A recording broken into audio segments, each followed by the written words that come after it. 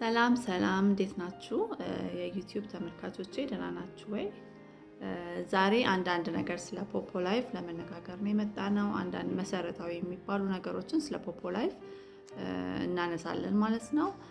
ፖፖ ላይፍ የተመሰረተ ምን ሰርተን ነው ገንዘብ የምናገኘው፣ አሰራሩስ እንዴት ነው የሚለውን አንዳንድ ነገር መሰረታዊ ቤዚክ የሆነ ስልጠና ሰጣችኋለሁ ማለት ነው።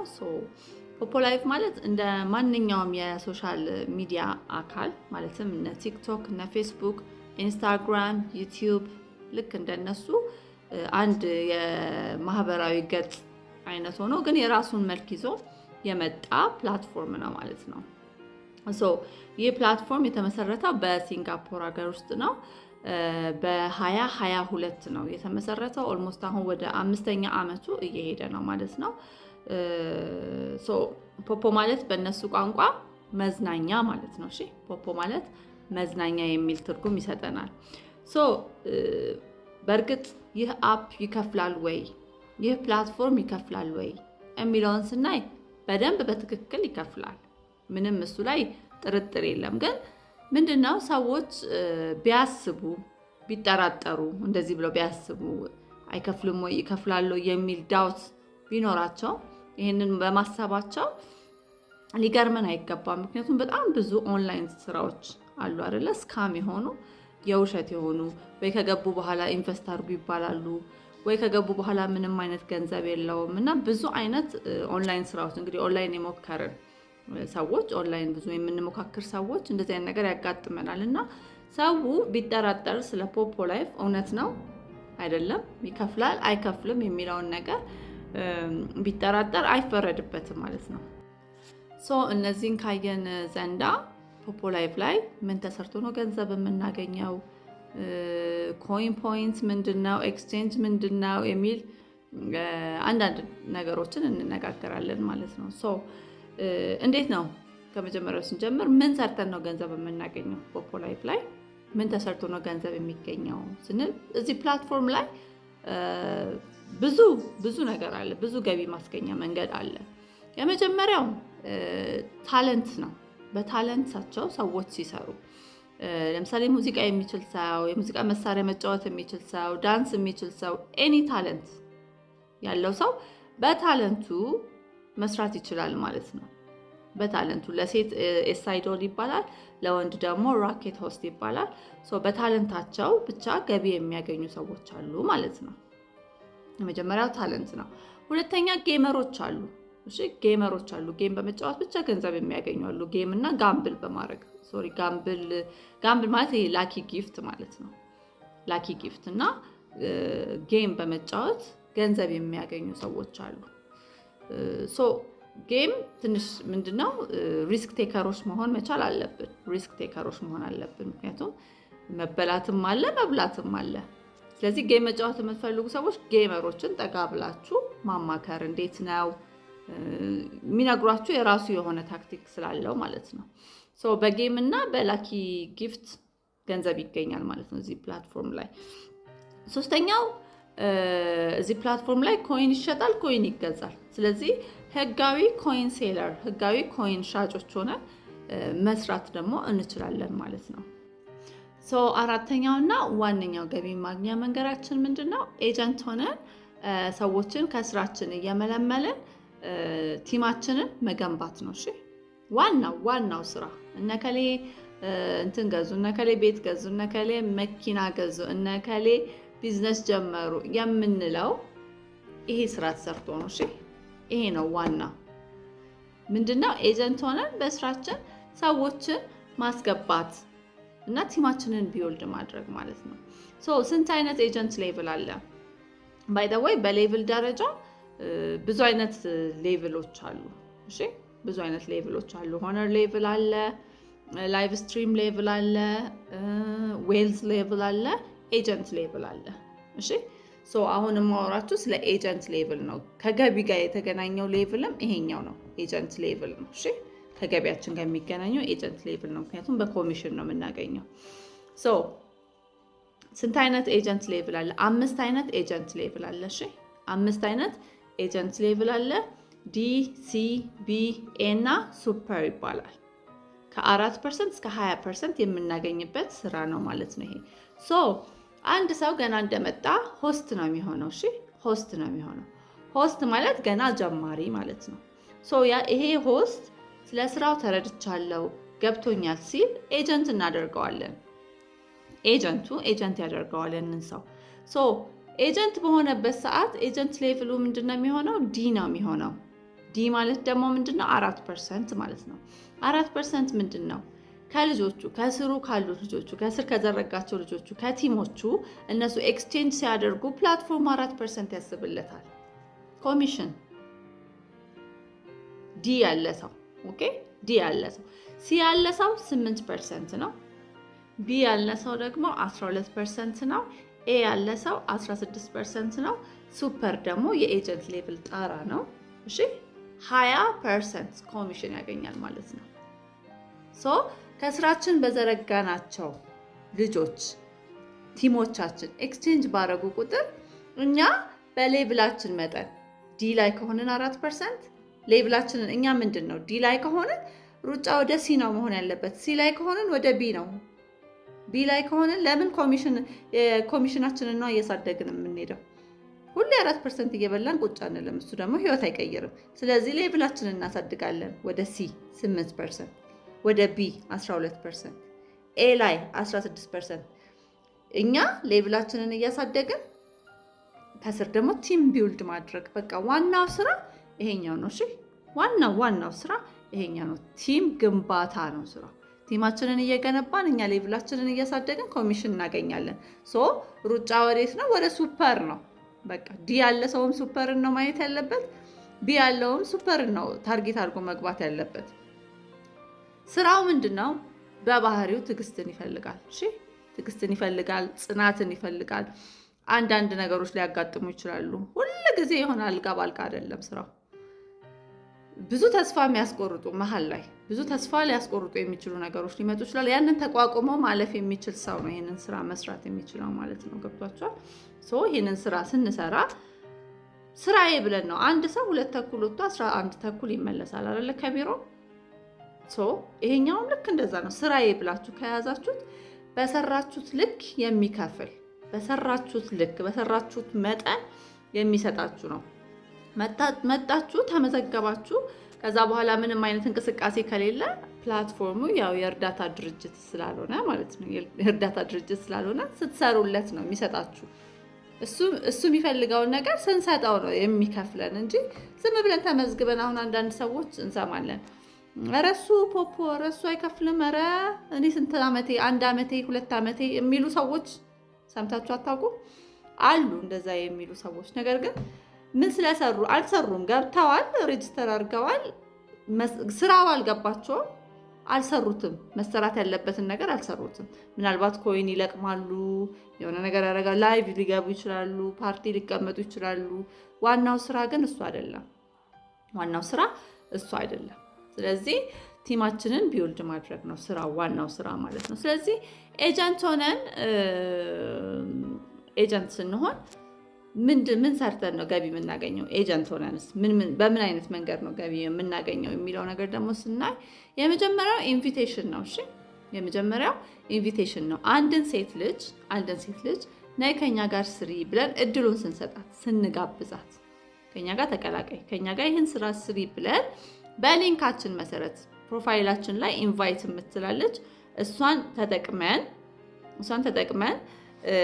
ለምንጋብዛት ሴት ስንልክላት በዋትስአፕ በኢሞ ኦር ደግሞ አገር ውስጥ ካለች በሜሴጅ። እሺ ፌስቡክ ምናምን አትጠቀማቸው። ብዙ ጊዜ ስኪፕ ስለሚያደርግ ይዘላል። የኢንቪቴሽን ጊፍቱን አንዳንዴ አይሰጠንም እና እነዚህን 3ቱን ተጠቀሙ ስትጋብዙ ማለት ነው። በኢሞ በዋትስአፕ ኦር ደግሞ አገር ውስጥ ካለች በኖርማል ሜሴጅ ሊንኩን ትልኩላታላችሁ። ያቺ የጋበዝናት ሴት ደግሞ ሊንኩን ተጠቅማ አፑን ታወርደዋለች ወደ ስልኳ። ከዚህ ቀደም ስልኳ ላይ አፑ የወረደ መሆን የለበትም። እንደዛ ከሆነ ኢንቪቴሽን ጊፍቱ አሁንም አይሰጠንም። እሺ ስለዚህ ሊንኩን ተጠቅማ ስታወርደው ካወረደችው በኋላ ደግሞ ስራዋን ስትሰራ ስራውን ነግራችኋለሁ። በኋላ ላይቭ መግባት አለባት። ስለዚህ እኛ በላክንላት ሊንክ መሰረት አፑን አውርዳ ስራዋን ስትሰራ እሺ ስራዋን ስትሰራ ስለላክንላት ብቻ የሚሰጠን ኢንቪቴሽን ጊፍት የለም። ግን ካወረደችው በኋላ ስራዋን መስራት አለባት። ላይቭዋን በትክክል ለ7 ቀን መስራት አለባት። ይሄንን ስታደርግ ህጉን ጠብቃ ላይቭ ላይ ህግ አለ፣ ማድረግ ያለባት ነገር አለ። ያንን ህግ ጠብቃ ላይቭዋን የ7 ቀኑን ስትሰራ ለእኛ ኢንቪቴሽን ጊፍት ይደርሰናል። $14 ወይም ደግሞ 140,000 ፖይንት እናገኛለን ማለት ነው፣ ስለጋበዝናትና ስራ ስላስጀመርናት። ኦኬ ይሄ ለሴት ነው። እሺ ለወንዶች ኢንቪቴሽን ጊፍት አናገኝም። ከወንዶች የምንጠቀመው የኮሚሽን ነው፣ የኮሚሽን ጥቅም ነው እንጂ የምንጠቀመው የኢንቪቴሽን ጊፍት ወንዶችን ስለጋበዝን ምንም የምናገኘው ኢንቪቴሽን ጊፍት አይኖረንም ማለት ነው። ሁለተኛው ዴይሊ ታስኮች ናቸው። እሺ ዴይሊ ታስኮች በ24 ሰዓት ውስጥ ሰርተን መቀበል ያሉብን ነገሮች አሉ። ሰርተን በ24 ሰዓት ውስጥ የዚህ ፕላትፎርም 24 ሰዓት ለምሳሌ ሁልጊዜ 1 ሰዓት ቀን ይቀይራል። እሺ ለምሳሌ ከትላንትና ከምሽቱ 1 ሰዓት እስካሁን ዛሬ ከሚመጣው ከምሽቱ 1 ሰዓት 24 ሰዓት ይባላል። በዚህ 24 ሰዓት ውስጥ የሚሰሩ ዴይሊ ታስኮች አሉ፣ በየቀኑ የምንሰራቸው። ላይቭ መግባት እና ፓርቲ መግባት፣ ኦፍ ኮርስ ሌሎች ታስኮችም አሉ። በዋናነት ግን ሁለቱን እንሰራለን ማለት ነው። ምንድነው የመጀመሪያው አንድ ሴት ልጅ አዲስ ሆና ገና የፊት አሻራ እንደሰጠች፣ የፊት አሻራ ይሰጣል እዚህ ፕላትፎርም ላይ። ኢትስ ቬሪ ሴኪዩርድ ባይ ዘ ዌይ፣ ሴኪዩርድ ነው ፕላትፎርሙ፣ በጣም ሴኪዩርድ ነው። ገንዘብ ስለሆነ አይደለም የምናወጣው፣ ሰርተን ገንዘብ እናወጣለን። ስለዚህ ሴኪዩርድ ነው። ሴኪዩርድ ከመሆኑ የተነሳ የፊት አሻራ እንሰጣለን። እሺ ስለዚህ የፊት አሻራ እንደሰጠች አንድ ሴት ልጅ መታ የፊት አሻራ እንደሰጠች ወዲያውኑ ላይቭ መስራት አለባት። በ24 ሰዓት ውስጥ ላይቭዋን መስራት አለባት። ላይቭዋን ስትሰራ ለ3 ሰዓት ትቀመጣለች። በቀን አዲስ እንደመጣች ማለት ነው። ለ3 ሰዓት ትቀመጣለች። 10,000 ፖይንት ይሰጣታል። ይሄ ዌልካም ጊፍት ነው። ፕላትፎርሙ እንኳን ደህና መጣሽ ብሎ የሚሰጣት ጊፍት ነው። በቀን 10,000 ፖይንት ለ3 ሰዓት ተቀምጣ ይህን ለ7 ተከታታይ ቀን ታደርገዋለች። 70,000 ፖይንት ታገኛለች ማለት ነው። ላይቭዋን ስትሰራ ህጎች አሉ። እሺ እንደዚህ ብርሃን የሆነ ቦታ መቀመጥ፣ ጥሩ ኔትወርክ። ምክንያቱም እቺ 7 ቀን ጊፍት አይደል እየሰጣት ያለው እና ቬሪ ሴንሲቲቭ ነው።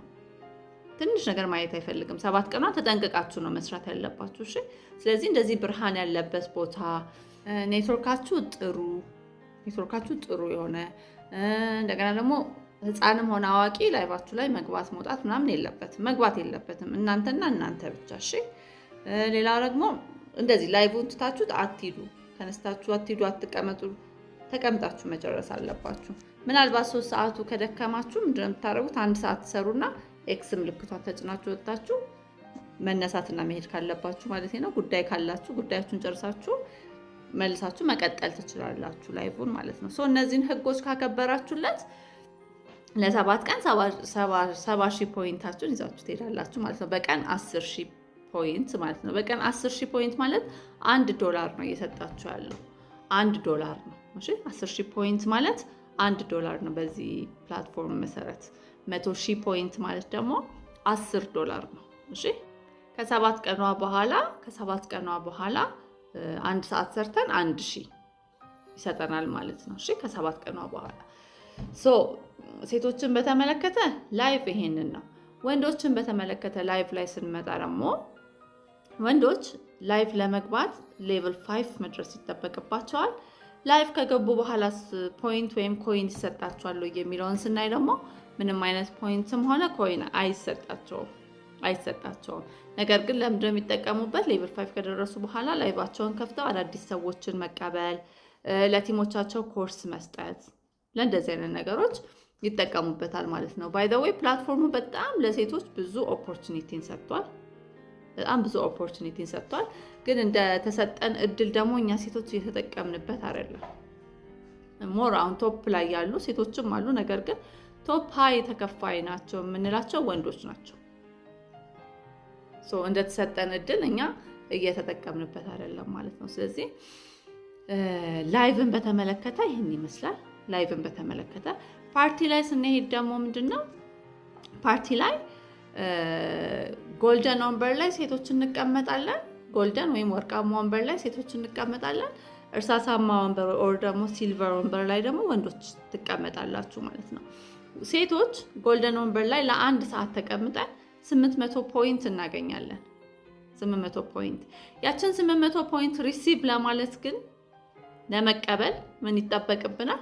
500 ኮይን ኤክስቼንጅ ማድረግ ይጠበቅብናል። እሺ 500 ኮይን ኤክስቼንጅ ማድረግ ይጠበቅብናል። ኤክስቼንጅ ማለት ለምሳሌ እኔ 500 ኮይን አለኝ ኮይን። እሺ አንድ ሰው ደግሞ 500 ኮይን አለው። ያንን 500 ኮይን በጊፍት መልክ እንቀያየረዋለን። ሞር ስትገቡበት እሱን ቴክኒካል ነገር ስለሆነ ታውቁታላችሁ። ኤክስቼንጅ ማለት ይሄ ነው ማለት ነው። ሶ ወደ ፓርቲው ስመለስላችሁ እኛ ሴቶች ጎልደን ወንበር ላይ ወይም ወርቃማ ወንበር ላይ ለ1 ሰዓት እንቀመጥና ቅድም የነገርኳችሁ ኤክስቼንጅ እናደርጋለን። ስንት? 500 ኮይን ኤክስቼንጅ እናደርጋለን። ያኔ 800 ፖይንት ሪሲቭ ማድረግ እንችላለን ማለት ነው። ወንዶች ጋር ስንመጣ ደግሞ እርሳሳማ ወንበር ኦር ደግሞ ሲልቨር ወንበር ላይ ተቀምጠው 200 ኮይን ያገኛሉ። እሺ 200 ኮይን ያገኛሉ ማለት ነው።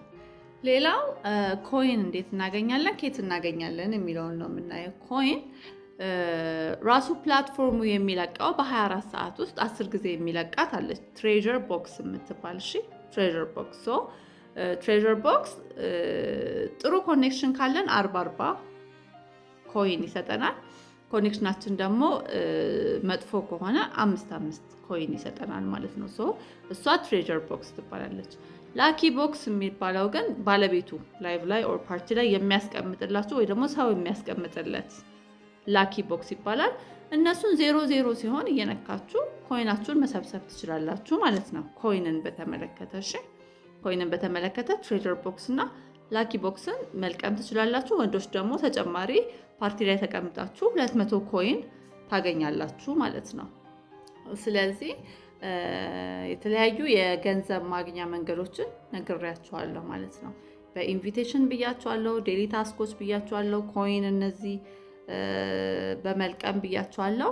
እንዲሁም ዋናው ስራ እነዚህ አጋዥ ስራ ከፕላትፎርሙ ጋር እንድትተዋወቁ የሚያደርጉ ነገሮች ናቸው እንጂ በሱ ህይወታችንን ልንቀይር አይደለም። በሱ አይደለም ይሄን ሁሉ ጊዜያችንን እዚህ የምናጠፋው ያለ ነው። ቅድም የነገርኳቸው ነው። ዋናው ገቢ ቲም ግንባታ ላይ ማለት ነው። እሱን ደጋግማችሁ ስሙት እሺ። ቲም ግንባታ የቲም ግንባታ ነው ዋናው ስራ። ቲማችንን መገንባት ነው። እሱ ላይ በአትኩሮት መስራት አለባችሁ ማለት ነው ኤጀንሲ የሆናችሁ ስትሰሩ። ሌላው ኮይን እና ፖይንት አለ። ኮይን እና ፖይንት ምንድነው ብላችሁ የምትጠይቁ ሰዎች አላችሁ። ኮይን እና ፖይንት ሁለቱም ገንዘባችን ነው። እሺ ገንዘባችን ነው ሁለቱም። ኮይን እንደነገርኳችሁ ነው። ፖይንት ደግሞ የነገርኳችሁ ነው። ፖይንት የምናገኝበትን መንገድ ነግሬያችኋለሁ። ኮይን የምናገኝበትን መንገድ ነግሬያችኋለሁ። ለምን ተለያይተው ተቀመጠ? ገንዘብ ከሆነ ለምን ተለያይቶ ተቀመጠ? ፕላትፎርሙ እኛ ኤክስቼንጅ ስናደርግ ነው። ለምሳሌ ቅድም ምን አልኳችሁ? እኛ ኤክስቼንጅ ስናደርግ 30% ይወስዳል ፕላትፎርሙ ፖፖ ላይቭ ማለት ነው። 30% እኛ ኤክስቼንጅ ስናደርግ ይወስዳል። ቅድም እንደነገርኳችሁ ነው። ለምሳሌ 500 ከሆነ ሰው ጋር ስንቀያየር የራሱን 30% ይወስዳል። 500 ስንቀያየር 30% ሲነሳ 350 ነው አይደለ? 350 ሆኖ ወደ ፖይንታችን ይሄዳል ማለት ነው። አካሄዱ እንደዚህ ነው።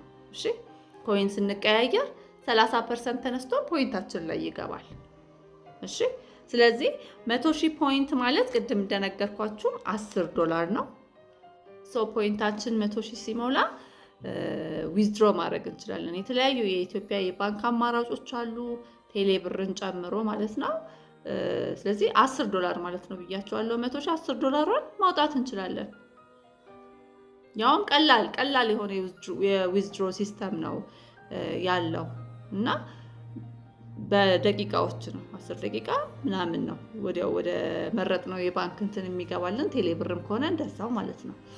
ግን ምንድነው እችን $10 ለመልቀም ነው ወይስ ያለ ነው? $10 ማለት አሁን በእኛ ስንት ነው? ሺህ ምናምን ነው አይደል? 7,000 6,000 አካባቢ ይሆናል ነው እንደዛ መሰለኝ። ኤኒዌይ እችን $10 ፈልገን ነው ወይስ ያለ ነው? ይሄን ሁሉ ጊዜያችንን የሰጠነው ስራ ለ$10 ነው ወይ? አይደለም፣ በፍጹም ለብዙ $10 ነው እዚህ ያለ ነው እኛ ማለት ነው። ምናልባት አሁን ባለው ነባራዊ ሁኔታ $10 ምንድነው ሊያደርግልን የሚችለው? ሺህ ምናምን ብር ትራንስፖርት፣ ምናልባት ትራንስፖርት አይደለም። እንዲያወጡ የምንመክረው እንደዚህ አንዳንድ የሚጠራጠሩ ሰዎች አሉ አይደለ?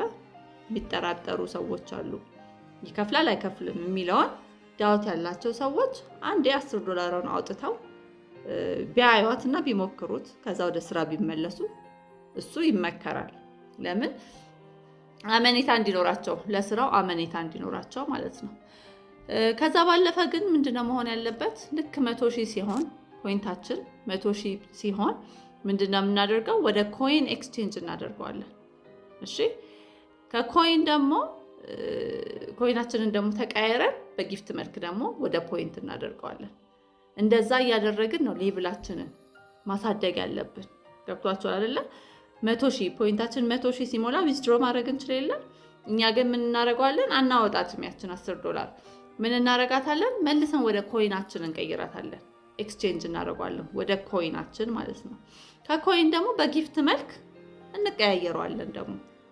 እንደዚህ እያደረግን ቅድም የነገርኳችሁ የኤጀንት ሌቭላችን ያድጋል ማለት ነው። ኤክስቼንጅ ባደረግን ቁጥር ሌቭላችን ከዲ ወደ ሲ፣ ከሲ ወደ ቢ፣ ከቢ ወደ ኤ ከዛ ሱፐር እያለ ያድጋል ማለት ነው ሌቭላችን፣ ኤጀንት ሌቭላችን። ስለዚህ ምንድነው በተወሰነ መልኩ ቤዚክ የሆነ ነገር ይዛችኋል ብዬ አስባለሁ። ስለ ፖፖ ላይቭ ስትሪሚንግ አንዳንድ ነገሮች፣ ወሳኝ የሚባሉ ነገሮችን ይዛችኋል ብዬ አስባለሁ። በቀጣይ ክፍሎች ግን ቴክኒካል የሆኑ የፕላትፎርሙ ቴክኒካል የሆኑ ነገሮችን ይዤላችሁ እመጣለሁ። በፓርት ከፋፍዬ ይዤላችሁ እመጣለሁ ማለት ነው። እንደ አጠቃላይ ሀሳብ ግን ይህንን ስራ ስሩት። እውነቴን ነው። በጣም እኛ ኢትዮጵያውያን ላይ ያው አበሻ ገና አዲስ ይሄ ቴክኖሎጂ ነገር ሲመጣ የምንደነግጠው ነገር አለ። እኔ ለምን እንደሆነ አላውቅም። ከዘመኑ ጋር መራመድ መቻል አለብን። አሁን ብዙ ነገሮች እየቀሩ ነው ያሉት። ከዘመኑ ጋር መራመድ መቻል አለብን። ዲጂታል የሆኑ ነገሮችን መለማመድ አለብን። ቤታችን ሆነን የምንሰራው ስራ ነው። ልጆች ካለን ልጆቻችንን እያየን ቴክ ኬር እያደረግን ጎን ለጎን የምናስኬደው ስራ ነው። አት ዘ ሴም ታይም ስራ ያላችሁ ሰዎች ራሱ ጎን ለጎን የምታስኬዱት ስራ ነው። እሺ፣ ጎን ለጎን መሄድ የሚችል ስራ ነው። አስቡበት። በደንብ ህይወት የሚቀይር ነገር ነው። በደንብ ህይወታችሁን ሊቀይር የሚችል ነገር ነው። የቀየሩ ሰዎችንም አይተናል። ገብታችሁ ሌሎች ፖፖ ላይቭ ብላችሁ ሌሎችን ማየት ትችላላችሁ። ቤት የገዙ፣ መኪና የገዙ፣ ቢዝነስ የጀመሩ እንደነገርኳችሁ። ስለዚህ አሁን ያለንበትን ነገር እንደተመቸን መኖር የለብንም። ሁልጊዜ ቼንጅን መፍራት የለብንም እና ድፍር ብለን ያላችሁን ነገር ተውት ሳይሆን መጀመሪያ እዩት። ካላችሁ ነገር ጋር ጎን ለጎን አስኪዱት። ከዛ በኋላ ስታምኑበት ሙሉ ፉል ታይም መሆን ትችላላችሁ ማለት ነው እና በደንብ የሚያዋጣ ስራ ነው። እንዳልኳችሁ ደግሞ ምንድነው ጽናትን ይፈልጋል፣ ትዕግስተኝነትን ይፈልጋል። መሰናክሎች ሲያጋጥሙን ያንን አልፈን የምንችል ሰዎች ነው ፖፖ ላይቭ መስራት የምንችለው። ልክ እንደገባን ምንድነው የሚሸመጠጥ ገንዘብ ነው የሚባለው? የለም። እሺ፣ እንደሱ አይነት ገንዘብ የለም። ምንድነው በስራ በሂደት ነው ገንዘብ የምናገኘው። በሂደት ነው ገንዘብ የሚገኘው። ስለዚህ ትዕግስት ያስፈልጋል፣ ቁርጠኝነት ያስፈልጋል፣ አላማ ያስፈልጋል። ይሄንን ማድረግ የሚችል ሰው፣ መሰናክሎችን ማለፍ የሚችል ሰው፣ የተለያዩ ተስፋ መቁረጦችን ማስተናገድ የሚችል ሰው ነው ፖፖ ላይቭ ላይ እንትን ማለት ያለበት። ኦኬ፣ ዋጋ ያስከፍላል። ዝም ብላችሁ በቀላሉ ገንዘብ የምታገኙበት ነገር አይደለም። እሺ፣ ስለዚህ ይህንን አምናችሁ በአጭር ጊዜ ውስጥ መለወጥ ትችላላችሁ ማለት ነው። ስለዚህ ከኛ ጋር መስራት የምትፈልጉ ልጆች ካላችሁ እኛን ኮንታክት ማድረግ ትችላላችሁ። እስካሁን ስላዳመጣችሁኝ በጣም አድርጌ አመሰግናለሁ። ቻናሉን ሰብስክራይብ አድርጉልን። እሺ፣ ቪዲዮውን ላይክ በማድረግ እናሳድገው። እስካሁን ስላዳመጣችሁኝ አመሰግናለሁ። በቀጣይ ቪዲዮዎች ፓርት አድርጌ እመጣለሁ ማለት ነው። አመሰግናለሁ። መልካም ቀን።